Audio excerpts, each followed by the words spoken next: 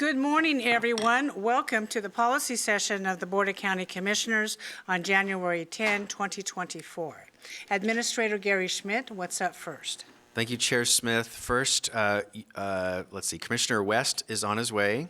Commissioner Schrader is online today. Commissioner Schrader, are you there? Yes, I am, Gary. Great. Thank you, Commissioner. The first policy session today is Workforce Housing Partnerships with the United States Forest Service. Our team from Health, Housing, Human Services will kick this off, and then we have our guests from the U.S. Forest Service. So Rod Cook is the Director of Health, Housing, Human Services. Meta Loftsgarden is the Forest Supervisor of the Mount Hood area of the United States Forest Service. Rod, if you'd kick it off, please, Rod. Okay. Good morning, Commissioners. Yes, go ahead. Okay. Thought I heard. It was online. We covered it. So we're here today for the Workforce Housing Partnership with the United States Forest Service. Our only ask today is to determine if the board has any interest in pursuing a partnership with the Forestry Department for this project that we'll describe in a moment. So really the only decision today is there enough interest from the board to move forward in doing due diligence and all that. But we'll give you all the background information so you can get a full picture of what the project is. Basically, and I'm going to let Forester Loftsgarden describe the project, so I'll just tee it up a little bit here. Sure, go ahead. The Forest Service is eager to commence an initial due diligence activities, including surveys, environmental review, and site planning. These costs will be paid for using Forest Service funds. However, before funds are committed and initial due diligence is started, the Forest Service is seeking preliminary support from the county for the partnership, with the understanding that any formal partnership will be subject to mutually agreeable terms. The county's primary role in the partnership is a conduit lessee-lessor. The county would lease the zigzag site from the Forest Service for a nominal amount and sublease it to a to-be-determined entity responsible for overseeing the financing, development, management, and operation of the property. No other financial commitment from the county is anticipated at this time. And I really want to, since this is on the record, I want to say at this time, and there'll be nuances to this because as you hear about the project, and we do due diligence and we look at what the project may turn out to be, there may be opportunity for low income, a piece of this unit to be low income. So I don't want to say that we won't get involved down the road, but all this would be up front. You'd know way ahead of time before any of that would occur. But I just wanted to say that out loud. So with that, I'm going to turn it over to Meta Loftsgarden. She's the Forest Supervisor. She has all the details on the project, and we're very enthusiastic about what this might mean for the county. Welcome, and please introduce yourself. Thank you. For the record, Meta Loftsgarden, Forest Supervisor for the Mount Hood National Forest, and that is a name that nobody can pronounce, including my spouse from time to time. Chair Smith, members of the board, Administrator Schmidt, thank you for the opportunity to join you today to discuss a potential workforce housing partnership between the Forest Service and Clackamas County. With me today, I also have a member of my team, Nick Seibel, who would be our project manager if we move forward with this project. I'd like to start with just a little bit of background and context about why we're here today. The Forest Service has a long history of providing housing for our workforce, largely because of how rural most of our forests are across the country. That culture continues today, mostly around our seasonal workforce, and it remains needed because of the challenges that we see right here in Clackamas County. So either housing is far too expensive for our seasonal workforce, or it isn't available at all in some places. Here on the Mount Hood, we have a number of historic single-family homes. We have bunkhouses that are scattered throughout the forest that our seasonal workforce uses. I'll admit they are in varying states of disrepair. As an example, our Summit bunkhouse, which is located right above Government Camp, can house up to 20 seasonals. That sounds great. It can't be co-ed because there are no doors on the bathrooms or doors on the bedrooms, and the place is falling apart.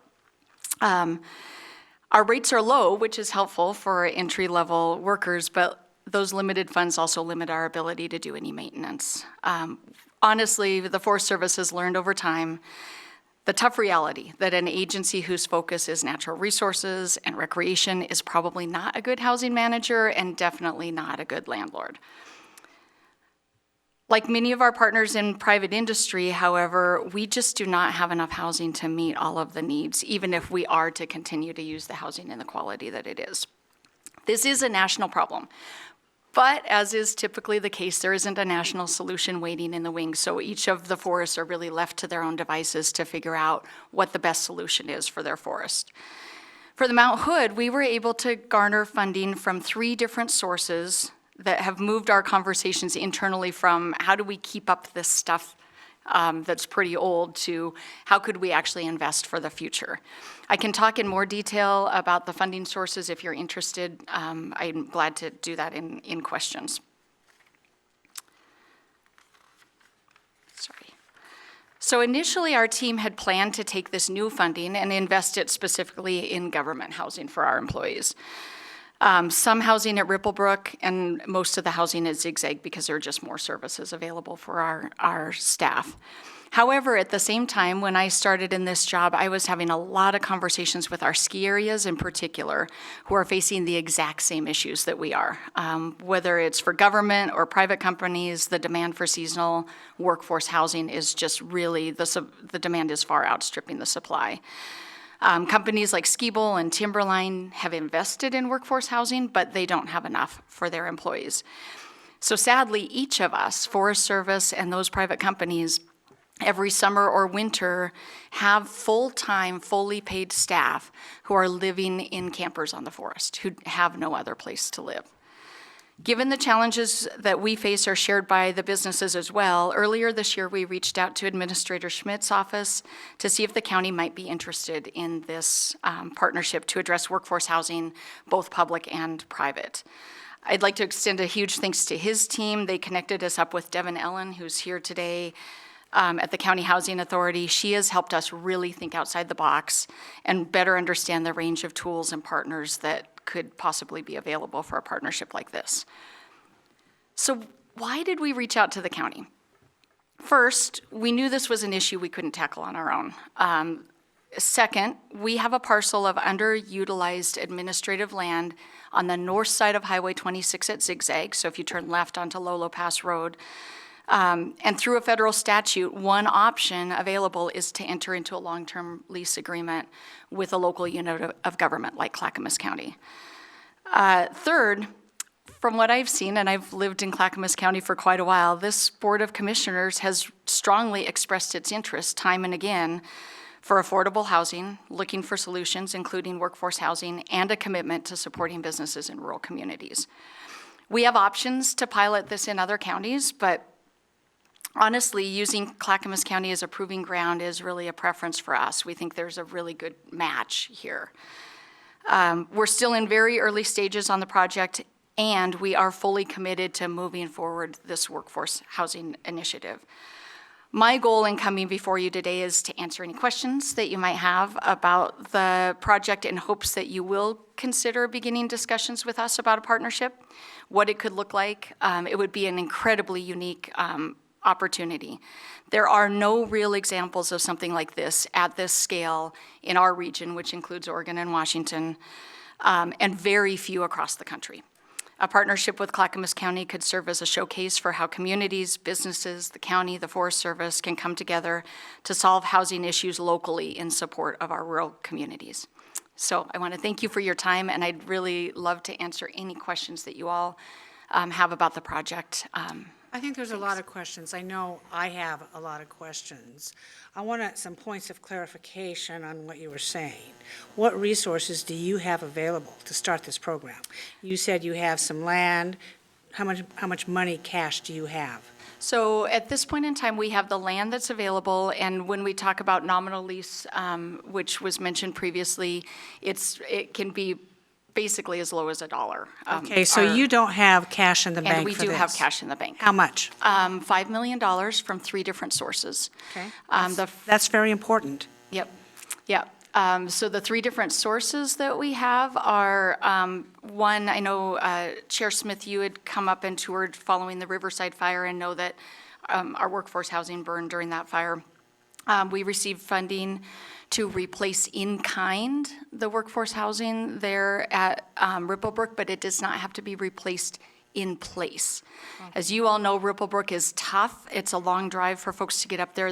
Is no access to grocery stores or any other services. We will be putting a limited amount of housing there for people to just stage as they go further into the forest. But we have chosen to take some of that money then and move it over to Zigzag for this housing project. The second piece of funding, we were successful last year in receiving some national funding through the Great American Outdoors Act. That funding would in part be contributed to this project. And then finally, earlier this year, we sold the Troutdale Air Tanker Base, and a portion of the funds from the Air Tanker Base sale would go towards this project as well. Great. Okay. I know commissioners have other questions. Ripplebrook is not geographically positioned for where the major tourism is. And in your opening here, you talk about local ski resort operators like Timberline. Is this housing going to be available for workers that work outside the Forest Service as well? Yeah, that is our goal in the project and the reason that we came Have to you you. reached out to We those have. organizations to help funding on that too? So the funding model, and Devin can speak to this more specifically, we will be putting funding into the project. We are not asking for the county to put funding into the project unless, as was mentioned previously, you choose for some other purpose at a later time. So the funding will be financing models, and again, Devin can speak more specifically to that because We'll she have is the Devin come expert. up and answer some questions on that. Is there anything else you need to add? We have two commissioners in the queue, and we'll go ahead with those questions. And Devin, why don't you make your way up? Thank you. Commissioner Savas? Yeah. Well, thank you for being here today and with this proposal. I will say that if I'm reading this correctly and heard you correctly, and my understanding is not off or an error, I first want to say that this sounds like a great idea from the county's perspective. From my perspective, and from an arm's length relationship, I have no problem with what you want to do there, none whatsoever. I think it's probably needed. However, to be involved, let's say, without any financial stake, but being there as an operator and being responsible as a lessee or lessor or whatever it may be relationship, and carry that burden, if you will, knowing that we are on the face of it for the immediate needs, 24/7, 365 housing needs out there for people in need. Our staff are stressed. We don't have enough staff, and to me, this might be one more burden, so to speak, and also having the experience and knowledge that properties that are used seasonally and not always there have unique requirements and challenges because of the property not being occupied, not having on-site monitoring, vandalism, heat, not heat, and just the nature of being on the mountain with the snow and the weather. These are not cheap properties to maintain, as they are in the urban areas where the weather's far more mild. So I do, if it is done through a nonprofit, I wouldn't have any problem with that as well. So I think that's a viable opportunity. But I have learned here in the last 13, 14 years as a commissioner that we've got a lot of properties we got ourselves into and agreements we got ourselves into that we ask now in hindsight, why the hell did we do this? Because they have been burdens, and I don't want it to be a burden. Also, but recognizing that we can be a partner in helping and not objecting and being whatever we can do to help grease the skids. But the level of involvement is what I have an issue with here. Chair Smith, Commissioner Savas, if I might speak to that question. I think we both, between I and Devin, feel free to jump in if I get anything wrong. Our proposal actually is really more towards the former, where you said, we're comfortable if it's an arm-length proposal. The way this process would move forward is The lease for the land would be with the county. That is the first option. We can lease directly to the nonprofit, but we feel that there's a stronger, more stable relationship in a government-to-government lease. That is just the property.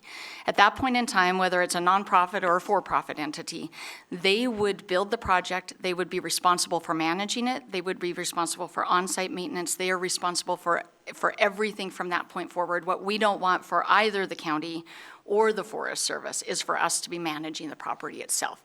So we have talked with some entities who've done this in other places. We have, again, I said, a couple of examples around the country where the nonprofit is responsible for everything from design and build to implementation and management over time. So again, we could ultimately, unless the language and statute changes, we could ultimately go directly to the nonprofit. We feel there's a stronger and healthier relationship to partner with the county. Of course, because we are the checkbook. Oh, no, actually, just because of the stability of a county government and a federal government. I want to ask one thing. Paul, we need to clarify, is this a requirement, if the Forest Service is going to enter into housing, that you have an agreement with your local county before you proceed?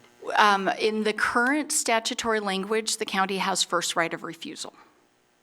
So it's not a requirement that we must do this in order for you to continue with your housing?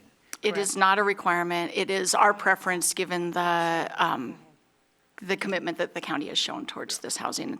Well, thank you for your response. Again, I recognize the need for exactly what you are trying to address, and that's the need for workforce housing, the seasonal aspects of it, and all of that. So having a place, especially, understanding the seasonal needs, but also the emergency needs if there's a fire and so forth. So I totally understand that, and whatever we can do to support that in as responsible ways we can without overburdening our overburdened staff currently. We resemble that remark. Thank you, good. This is a good conversation. Before I go to Commissioner Scholl, Gary, you have a question? Commissioner Schrader has her hand raised. Oh, we're going to go to Commissioner Scholl first, and then we'll go to Commissioner Schrader. Okay, thank you, and good morning, Supervisor Lofsgarden, Rodney Cook. The site we're talking about is unique in that in the Hoodland area, I mean, from Government Camp all the way down to Zigzag, Rhododendron, Welch's, there are not very many parcels of land that are, as I recall, when we visited it, was 5 acres, is that Yeah, correct? about. 5 Yeah. acres. There's not many parcels of land up that way, that size, that would avail itself to such a project. So I think that needs to be kept in mind, that this is a unique opportunity in terms of the site itself. The other thing is that when we talked about it, when we sat on the site here a few weeks ago, the idea of it being like a full spectrum type project when it comes to workforce housing, to include Forest Service long-term rental for Forest Service personnel, a firefighter bunkhouse type facility to house hotshot crews or firefighter crews that come in for, a month or 6 weeks or whatever it might be, short term. An RV parking area, because a lot of firefighters and Forest Service personnel prefer to live out of their own fifth wheel when they go from assignment to assignment. And then there's also the potential for longer-term rentals for some of our key businesses up in the Hoodland area and Government Camp, Timberline, for their own personnel. So the potential for this project to provide a broad spectrum sort of relief for people who are working up on the mountain and currently have to go to Sandy or Gresham to find an apartment. This would be a great thing. Now, like I mentioned earlier, when we were talking before the meeting, I don't have a real feel for the mechanics of the the contract, the agreement that would be needed for a builder operator to come in and take on this. But I'm sure there's a lot of moving parts to it.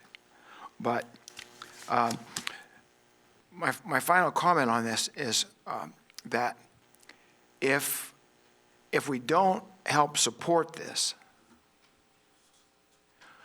my question is, what's option two?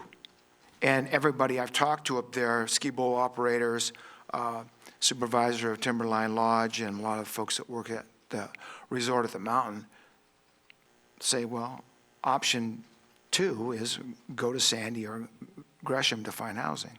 So I think this has got a lot of very positive potential for the people of that part of Clackamas County. But one more question for you, Supervisor, is that, well, you mentioned that this kind of project is relatively new, okay? It's a product of the overall housing issue and the cost of housing that we see throughout the county, throughout the state. But you mentioned that I think there was a project in Idaho that was closely, well, very similar to kind of concept we're talking about. Could you talk to us about that a little bit? Yes, Chair Smith, Commissioner Scholl, thank you for the question. There are a few projects, one in Colorado at a place called Summit that we have been getting more information about, and then there's a project over in Idaho with a nonprofit. In this case, what they used is a bonding approach. In that situation, the community hospital, the school, and a couple of other county governments and businesses were interested in sharing workforce housing. A nonprofit designed, built, and manages that property to this day. It is managed as both seasonal and, as you mentioned, long-term housing. So if folks are there for multiple years, housing is available. If they're there for a season, that housing is available. It's very similar to what we're talking about here.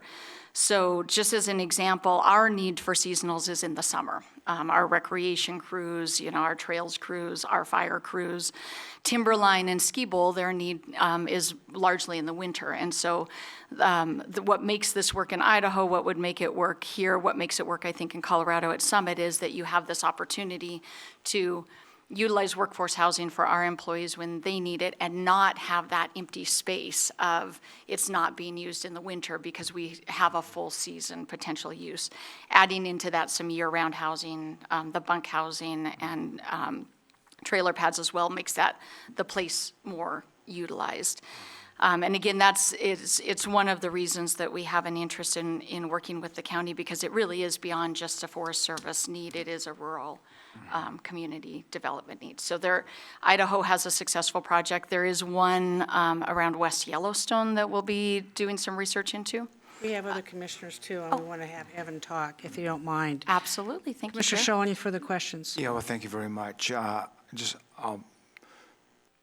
say that I believe that our staff, yes, they're very busy, but I believe that this is something that we need to take a little bit of time to examine very closely and see if we can't support this.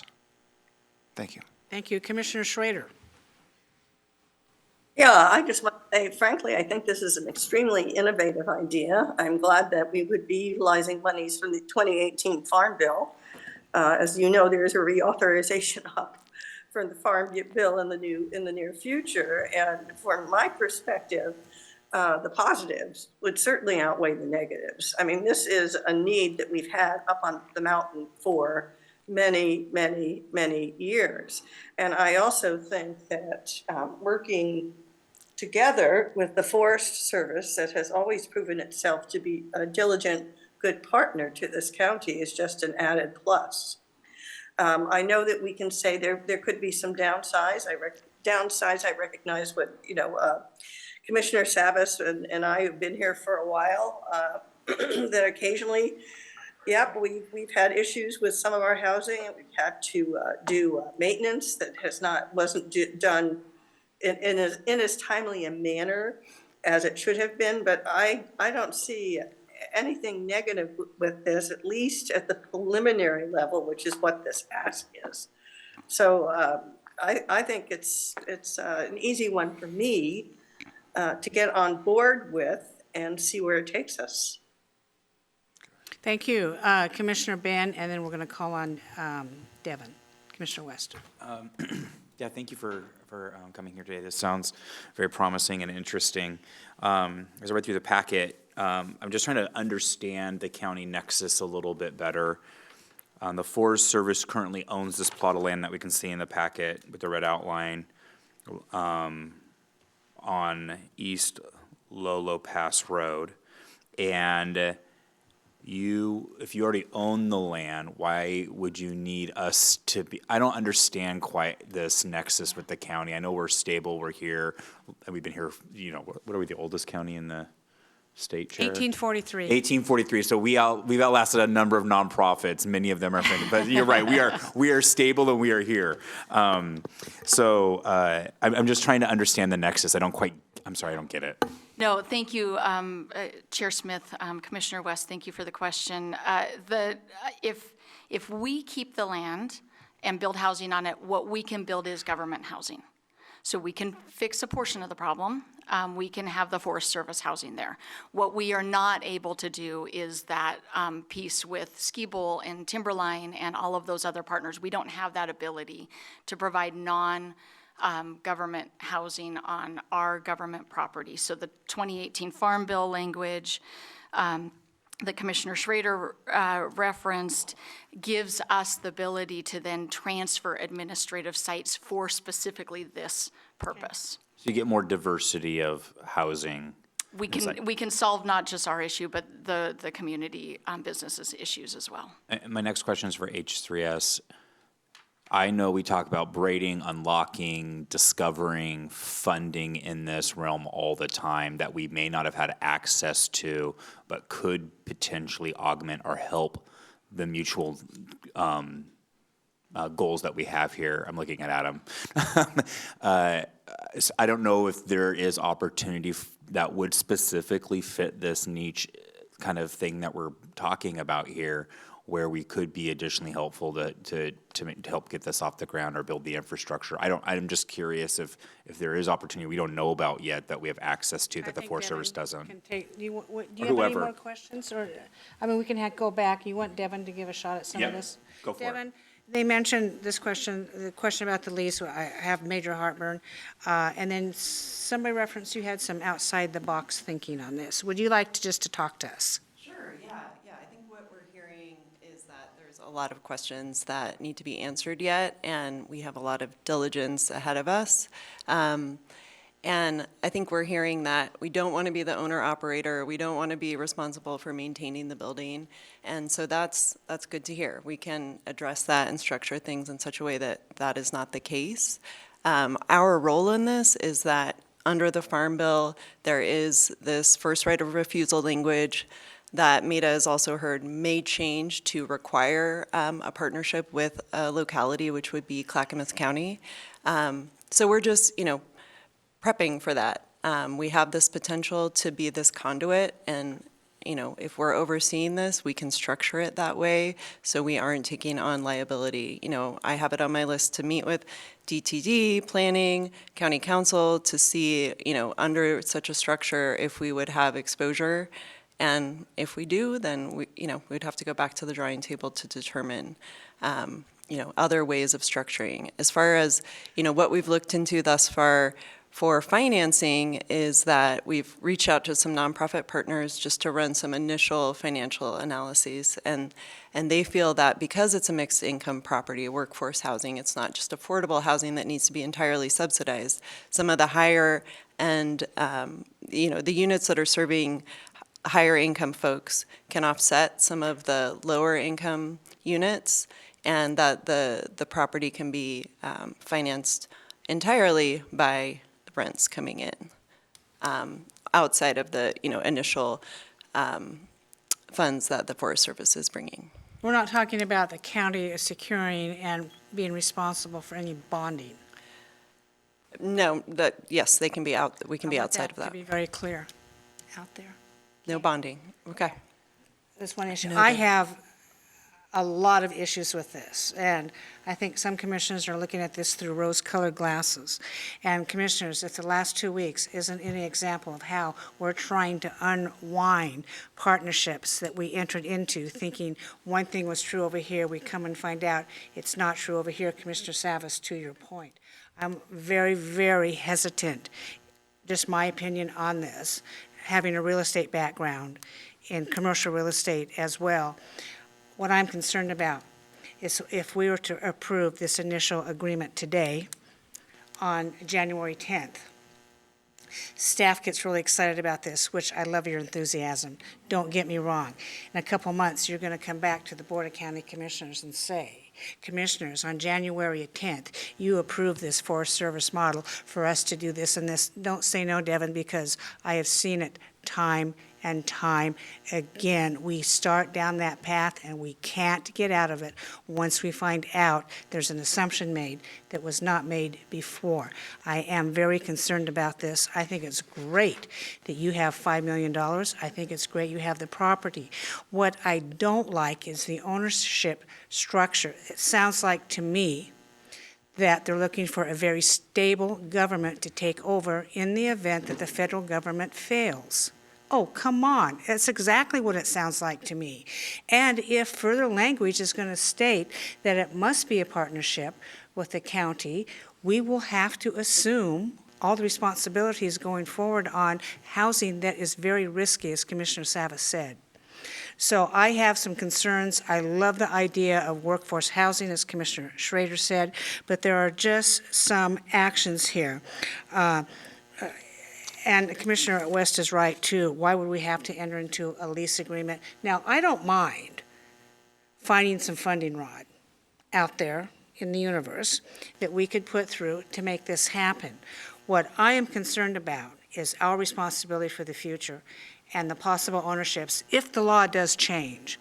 The Farm Bill, is there any funding in the Farm Bill available to this, for us to do this? We don't know yet? We don't know yet. Okay, that needs to be. The $5 million is what we have committed at this point. Yeah, you have that committed. So if the Farm Bill is a player in this, and they're dictating to us that we must do this, is there any money behind it? Well, of course not. But that is something that we can do. I'm not totally saying no on this, but I have not been presented with enough evidence to say, yeah, I'm jumping in with both feet. So Commissioners, Commissioner Savas, you're up.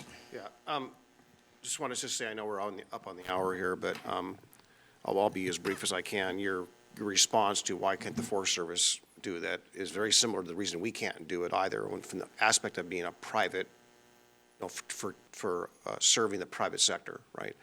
Our relationships typically on housing in which we invest in that are owned and operated by a private entity in which we basically have a 30-year agreement typically, and we will fund part of that for dedicated housing for the 24/7, 365 people out there for public housing for public needs. So that's typically the relationship there. Again, I know we all have different opinions. I'm not exactly in line with any of my colleagues. I think you're hearing a diversity of concerns and ideas and questions, and I want to just make mine perhaps a little, I won't say more unique, but unique to others. So I share some of Commissioner Smith's concerns. I don't share all of them. However, I think that our staff, I do have faith in our staff that they will and can take our comments here today and figure out if there's a way or a structure we can I want to be cooperative and seize this, but I don't want to end up with a liability or burden in any which way or form. So, but I do want to be a partner in assisting this happen. If the Forest Service had more resources and there was a larger scale, let's say you had $50 million and we could open this up for a lot of other uses, I think that opens doors and opportunities, but $5 billion doesn't go very far in today's dollars. So I'm concerned about scale and the actual number or count of capacity of the housing itself. So it really limits our ability, and it's so small in scale that a private sector person might say it's too small. We have 3 more commissioners in the queue, and then I'm just going to, commissioners, offer up, I think, a doable recommendation at the end of the 3 comments. Commissioner West. So I really appreciate the creativity. I like that we're not the first, but to possibly do this, but there's some modeling out there where it has been successful. Commissioner Salvis got to one of, I don't really have any concerns. I want to, like, I'm optimistic. I'm cautiously optimistic about this opportunity to partner with the Forest Service. But I did have the concerns about, well, $5 million. I mean, it's that same concern that it doesn't go far, like he said. It's just the reality of what we're dealing with. I want to really understand the possible risk or the worst case scenario for the county. Even if the risk is low, I need to know that worst case scenario before I make a decision. I love this kind of innovative approach, and I love that you guys brought it to us, and I think we have to be innovative and to deal with these big persistent problems and there's always going to be some risk involved. I'm not sure what that is today for the county. And so I guess that's where I'm at, and then understanding a little bit better about like how this will actually be built out, where that rest of that capital funding is going to come from. But in concept, I'm really impressed. So I'll leave it at that, but I can probably maybe get there if those things are better communicated moving forward as we work on this together. Thank you, Commissioner Scholl. Yes. This project, the potential for this project is a bright light. Mm-hmm. It's an option, and it is more attractive than anything else I've heard for the Hoodland area, which is nothing. Okay?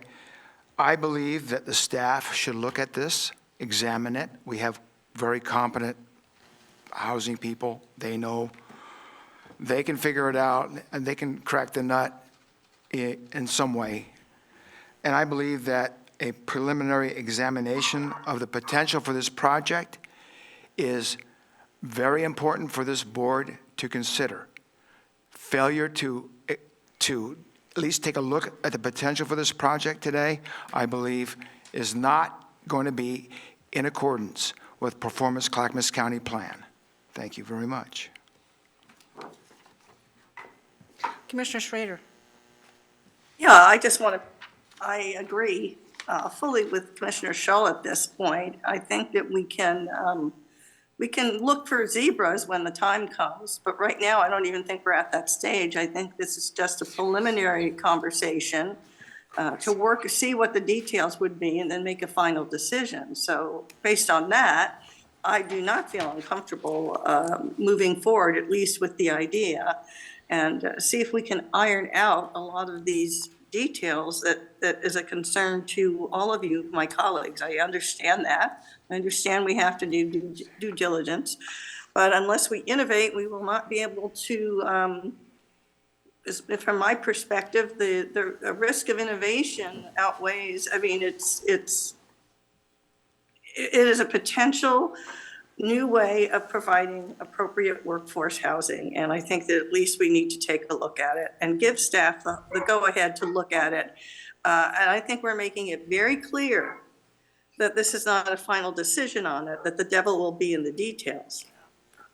Thank you. So you go ahead. Yeah, thank you, Commissioner Schrader. This is a very innovative, creative yet hugely challenging project for Clackamas County, no matter how well you paint it. I love the Forest Service. Nobody loves our natural resources more than I do. I live on a fourth-generation family farm. My husband was in the natural resource business his entire life, as was our relatives. I understand workforce housing in this area, probably because I have lived it more than the rest of the commissioners. I also understand there is risk to the county. What I would like to see is staff come back, maybe with the Forest Service, and really iron out some of the questions we have here today in the details. I do not hear or see any out-of-the-box thinking for the county to assume a lease, which means we assume the risk. And we need a legal opinion from our counsel, and we need a lot more work done on this. I don't want to kill this, absolutely not. But, commissioners, let me remind you, again, I've said it once today, we are trying to unravel some other situations that we have acquired over time. and we're trying to upgrade some of our housing, as Commissioner Savas has said. And is there any outside monies that can help in this effort? What would be very, to me, harmful is if we entered into these agreements, the Forest Service used their $5 million, and then the housing was not finished, ready to occupy. And that's a very real possibility because the exorbitant cost of things, the county is engaged in over a dozen construction projects, and the price tags on these are horrific. So Rod, it's going to be up to you folks, if we do this, is to find some more money for this. And the management has to be top-notch, especially for the area. Those houses up there take a beating. In the winter, when there's a lot amount of snow, it's like having a property at the beach. You have to paint, if you have a beachside home, you have to paint it every year because of the sand comes in. So we need to take a look at this, I think, and I'm not interested really in entertaining a motion today. I would like you to come back when you have the information that we have asked for today. Gary, I think we can put it on the schedule to go forward. Chair, I actually, I completely respect your position, and I get it, but I actually believe I would like to make a motion today. Yeah, I too as well. I have Commissioner I have something Savas was in crafted. the queue before the motion. Commissioners, what do you want to do? I think I was in the queue, but Commissioner Savas, just a moment, slipped me a note saying he would like to make a motion Okay. before you came on board. Gary, whose light is on? Is that Oh, yours? I had a recommendation that I think would accommodate everything I've heard you say, Commissioners, that the staff recommended option one, you just remove the first part of the sentence. So your motion could be direct staff to continue exploring partnership terms subject to further board approval at a future date. I think that accommodates everything you've talked about. I can go with that. That's not a problem. Yeah, and I would add one nuance to that. So let me just kind of state your motion with one nuance. So I move to direct staff to continue exploring partnership terms subject to further approval by the board and also obtain legal opinions. From our county staff, and maybe you have legal opinion on your end, too. I'll second. Hopefully, thank you. So Commissioner Savas has recommended that we direct staff to continue exploring partnership terms, is that right? Yes. Subject to further approval of the board and employ our legal staffs on both ends to know what this means. I would also like to add to that any possible future Farm Bureau language that would encumber Clackamas County with this ownership at a future date. That, to me, is the biggest obstacle in this whole deal. Is that okay, Paul, if I added that language? Farm Bill stuff? Yes, yeah. Yes. That's okay with Ben, who made the second. Sure. I think Okay. it would go without saying, we would be, Is that clear? It would be Yes. part of the, it would be part of the consideration. yeah, Absolutely. I'm fine with that. Okay, Tony, please take the poll. Commissioner Schrader, Aye. Commissioner Schull, Aye. Commissioner West, Aye. Commissioner Savas, Aye.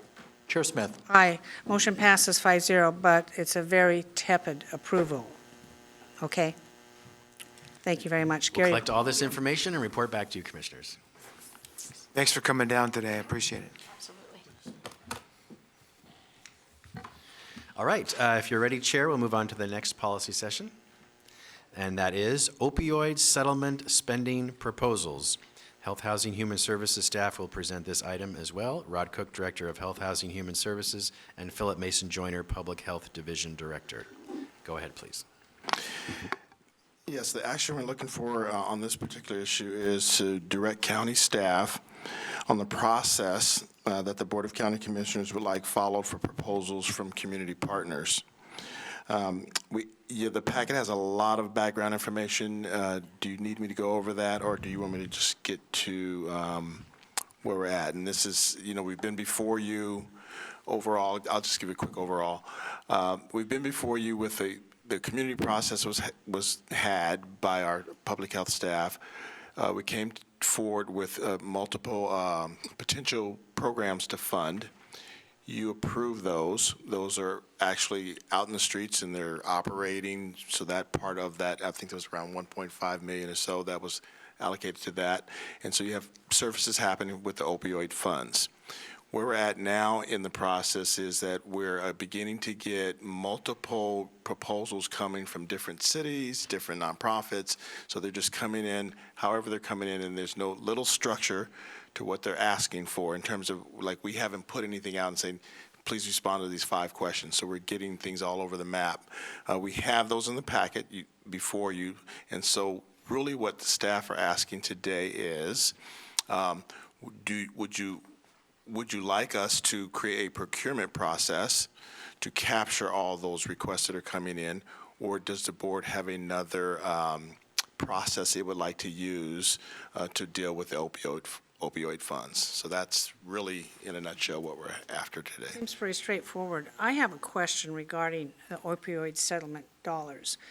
These particular dollars that we have today, are they awarded from a certain company in America? Good morning, Chair Smith and Commissioners. There are a variety. It's a settlement agreement with multiple parties involved. Distributors, the Walgreens, the CVS agreement have been finalized and incorporated.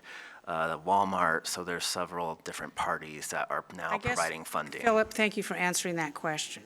Wasn't this opioid settlement geared at a certain manufacturer?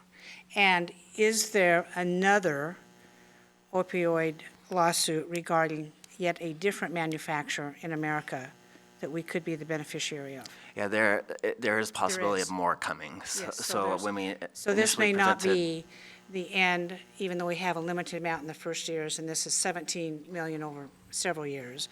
We could be having more in. Just from a business perspective, I would like to see some sideboards established and a protocol that we use for this, just to keep it copacetic, just to keep us online with accepted practices. I think John Hopkins came through with accepted practices in the documents for what to use this money. Is that right, John Hopkins? Correct. Was it? Okay.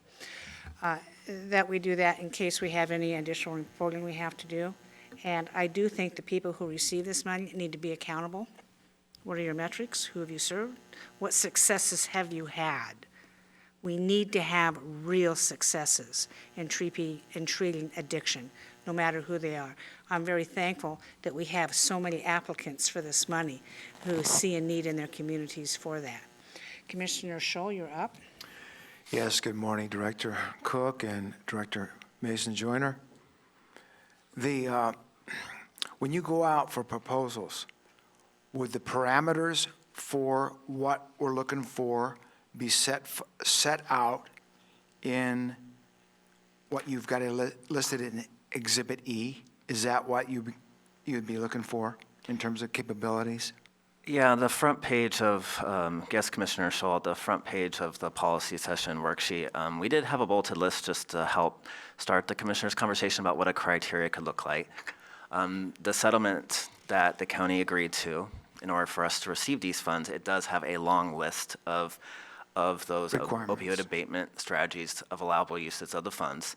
We would also incorporate some other things like the board's priorities around the resolution supporting recovery-oriented system of care. In August, the board made it very clear that your priorities are around prevention, treatment, recovery, and criminal justice. And like you said, Chair, to have some sideboards. Some of these proposals are up to 5 years. Most of our funding is around 1 or 2 years, so putting some of those types of criteria in place as well. And some of these entities are receiving opioid settlement funding directly, so making sure that this is truly a match, that folks are using those resources first before coming to the county as another example that could be considered. Yeah, some groups are already receiving this funding. I think we need to spread the wealth, so to speak, a little bit. Some of these professional groups who are very good at service delivery, nonprofits, tend to apply, and then some of our lesser community organizations really don't get it. And we have some smaller cities like the city of Gladstone, Malala, Canby, and who have real addiction situations in their small towns and cities to address. Commissioner Savas. Yeah, well, I think this is obvious, but I think it ought to be, for anyone listening, I want to make sure people understand where I'm coming from. This opioid money is really one-time money, right? There might be some more coming in, but it's going to cease at one point, correct? Correct.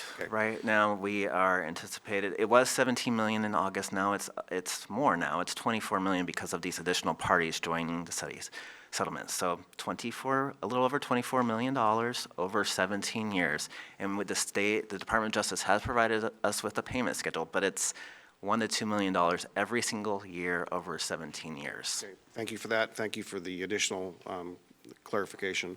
So being this one-time money and knowing that there are a lot of one-time monies. We had ARPA one-time monies. We had a number of things from the federal government. We have the local supportive housing services one-time monies and so forth. So overall, in the arena of needs out there, whether it's addiction, substance abuse, behavioral health, all those things, housing, all of that, my concern is that we are building indirectly, we're not at fault here per se, but I just need to be cautious and cognizant that we're building a lot of cliffs, funding cliffs that it might be a bridge to nowhere. I want to make sure that we are very thoughtful about making sure that these investments are, number one, can either sustain the test of time and stand on their own, as well as being driven by metrics, and that whoever is the awardee, right, of some of these monies has a pro forma such that it can demonstrate that financial structure and stability in order to carry these on, perhaps in the future beyond what we thought. Also want to make sure that whatever these dollars are, that we're addressing gaps where there are no service, and also, and that could be geographic, that could be a service in and of itself regardless of geographics, but I want to make sure that whatever we put out there for solicitation for a proposal factors in those needs. So I'm glad to hear that it'll be going on for that many years at that particular rate. But again, that's my 2 cents here today. Commissioner West. Thank you. Good morning. It's good to see you guys today. I mean, I'm looking at the summary table of opioid settlement spending proposals for 2024. And, all great causes. I think one thing that we've done as a county over, at least in 2023, is that we became very purposeful in how we would operate moving forward in the framework in which we would do that in. And I think that's contributed to a lot of our success in the county. And I think we do need to continue with that same process here. It can't be a noodle on a wall to see if it sticks. Now, I'm looking at these different proposals before us, and they all are noble, and I have no problem with those specific proposals. I'll say one thing that does stand out to me is Parrot Creek is not necessarily a funding cliff type of request, right, where they're hiring staff, and then what happens at the end of that funding, right? Where's the additional, are we funding the staff member for forever through these dollars? But you look at Parrot Creek, it's a capital ask on some pretty impressive improvements, capital improvements they're making that help youth in this area. So that's you. Hold on, jump in anytime. Go ahead. Yeah, I just want to say one thing. So if the award is only for 1 year or 3 years or 5 years, it's a shorter cliff, right? Funding cliff. So I want to make sure that I agree. We're not making a 17-year award, right? Or are we? Right? I mean, those are the factors I want you all to be mindful of. I totally am being mindful of that. If I look at Parrot Creek, though, it's a capital improvement, and it's a funding for sticks and bricks when I look at it here, right? And I also am very sympathetic to using funding where we can in the rural area, because they don't have SHS dollars in the metro area, right? And so we've always wanted to prioritize the rural population that doesn't have the same access to funding that other parts of the county have access to as we address this. So I think we should continue that forward in prioritization, and having a clear framework in which we're going to operate and how we award these funds, I think is smart and congruent with how we have been moving forward. Not overly complicated. We don't want to become a bureaucratic, malaise, but having some clear guidelines. But I tend to also realize that capital seems to always be an issue that we have as we build out the infrastructure. And so maybe that's something else we can help prioritize, a little bit of capital help, because that tends to be, you use it, you get the thing built, and then we're not funding programming as necessarily either. Like, I think that maybe gets a little bit to what you were saying, Commissioner Savas, about a funding cliff. Yeah, I have some angst about capital funding for Parrot Creek. Just saying, okay? If you go look at these proposals from the city of Gladstone, the city of Molalla, and the city of Canby, to me, that's what the spirit of the opioid settlement is about, is trying to give behavioral health supports to people occurring addiction. Now, Molalla has nothing, and they're partnering with the city of Canby. That's why their request, I believe, is much lower. Mollalla's is much lower than the city of Canby, because we're using the same behavioral health person, or maybe people, am I right? Correct. Yeah, Yes. one is going to serve 2 cities. That's probably not enough, but at least it's a start. At least it's a start with their, the city of Canby is receiving approximately $550 of direct opioid settlement funding over 17 years. Now, did they apply for that themselves, and they got that because they were a population of over 10,000? So you look at our other cities in the county and our other places that are not cities, they're not going to get anything because their population.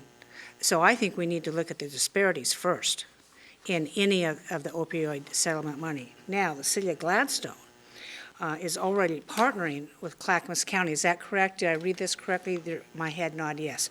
I really like that model. Since we're responsible for these opioid monies, so going out, Gladstone is, a smaller community as well, with not a big social service arm. That's initially, that's my personal preference, because to me that we're going to get the most bang out of our money, because once we make those initial contacts in these smaller areas, we can get them into other services. Am I correct on that? We're shaking our heads back there, and you know what that is more than I do. So that's our very limited opioid monies in the first couple of years, I think would have the biggest bang for those particular services, but that's just me. And maybe we should be looking at that. I don't want to say no. I don't want to have a hard no on capital funding, because the county, frankly, is considering quite possibly using opioid settlements, maybe in capital funding if we can't find anything else. So, but we don't have a treatment center. We don't have a sticks and bricks place yet. So I think that's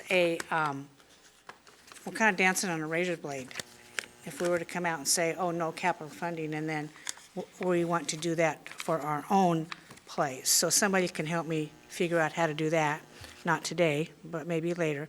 But I really do like the models for Gladstone, Canby, and the city of Molalla. Commissioner Savas? Yeah, so a couple things here. Maybe I should have said this earlier. I am reluctant to opine on any of the proposals here, so I'm not picking winners or losers or conveying any suggestion that one's better than the other or one we shouldn't do or not do. But just getting back to the basics, which I think I was trying to touch on, if it's capital, again, I think that goes back to the long-term aspects of a pro forma and ability or intent or the means in which that investment, I won't say amortized, but if you look at it for the long haul, that investment won't be short-lived. It'll benefit for years and years to come if it is capital. So I'm not against capital. I'm not saying it has to be capital, but I want to be mindful. The other thing is that we are very aware that we have a lot more resources within the urban growth boundary with the SHS dollars. And this is another funding mechanism in which we can reach out to getting back to my geographic point, the gaps. And we know we have a gap on the outside the urban growth boundary, or the metro boundary that is, with the supportive housing services. So I see that as an opportunity, but I don't think it should be limited to that either. But I think those are factors that could weigh in on how we move forward and find the wisest long-term investment with these dollars. So I'm excited, but I think you've heard our concerns, and I'm hopeful that you will weigh that in what you bring back to us and put out there for public bidding. We have 4 options listed in the staff report, Commissioners, and before we consider those, Commissioner West. One thing I want to consider is that we've thrown out there recently publicly a lot of big vision items that we may want to do that's innovative and different here in the county. And we talk about needing all kinds of different funding. We've talked about capital funding, programming for those things that we've talked about. I think that these opioid dollars could be beneficial to those big things that we're looking at doing. And there's so many good options out there that we're not going to opine on all of them today, like Commissioner Savas says, but I do want to make sure that all the big things that we're already putting on your guys' plate moving forward, that might need to be the priority if we're going to do some things that big. And that doesn't mean that we can't do some of this, but I think that we have to really look at how we prioritize these dollars too, because they are very limited. Okay, Commissioners, Chair, I can make a motion. please do. So it might be a little bit, I'm just going to add to it. I'm not going to take anything away. So I'm leaning towards option 1, direct staff to formalize the proposed funding criteria based on conversations today, and proceed with a process to solicit funding proposals from community partners to include resubmitting the existing proposal in alignment with those criteria. That said, that's my motion, but I'm hoping that there's an opportunity to bring back that criteria before those actually go out for bidding. So so I understand your motion, Commissioner Savas. We really have not looked at a certain criteria here today. We're asking them to bring back a criteria for us, correct? Right. Okay. Gary, is that Martha? Commissioner Schrader, yes. Yeah, Commissioner Schrader, I see you. I just wanted to say I'll second the motion. What? She I will seconds the second motion. Paul's motion. Second the motion. Okay, we have a motion on the table, and we have a second. Gary, is the motion clear? It is. So staff is going to bring back the criteria and proposal, the system for you next before any funding proposals are brought back to you. Okay, and we do need sideboards for this. We really do, okay? And we can't extend it. Some of this $1.2 million for capital, frankly, I'm not interested in today. I could be 2 years from now if our coffers become richer. But we have real immediate needs in our rural areas of addiction. And thank you for that. And take the roll. Do you want to say something? Yes. I guess one thing that I really want to be considering, maybe it was captured in your amendment, is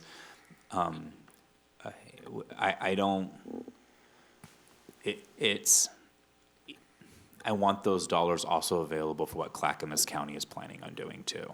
Like, we can open it up to everybody, but Clackamas County specifically is looking at doing very innovative, cool things, and I want every funding source that we need to make those things that we've put in as a priority. I want those resources available for us too. So I know that's a little bit different than opening it up for everybody, but I don't know how to like balance that, I guess, is what I'm struggling with.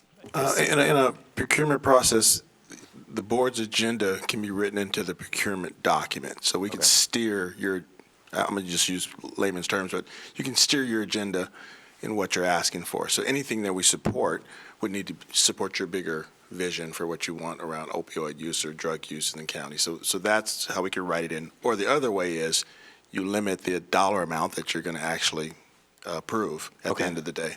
So there's 2 ways to control, to make sure you get what you want out But of as it. we build, as Clackamas County helps build out this whole entire web of care continuum Yes. services, and a lot of it is going to be Clackamas County driving that and not necessarily an outside entity, we will need to be creative with every resource we have, and I think that this is a resource available also to the county and not outside entities, and so that's what that balance I'm thinking about here as we move forward. Like you're saying, we limit some of it to outside and some of it stays in-house, or I guess is what I'm trying to, and maybe you'll come back with that as we move forward. I just want my we'll look at total concern budget. noted. Any further discussion? Tony, please take the poll. Commissioner West, Aye. Commissioner Scholl, Aye. Commissioner Schrader, Aye. Commissioner Savas. Aye. Chair Smith. Aye, motion passes 5-0. Thank you. Thank you. Gary, is that it? That is it for today, Chair. Seeing no further business before the commission, we are adjourned. Rod, can I?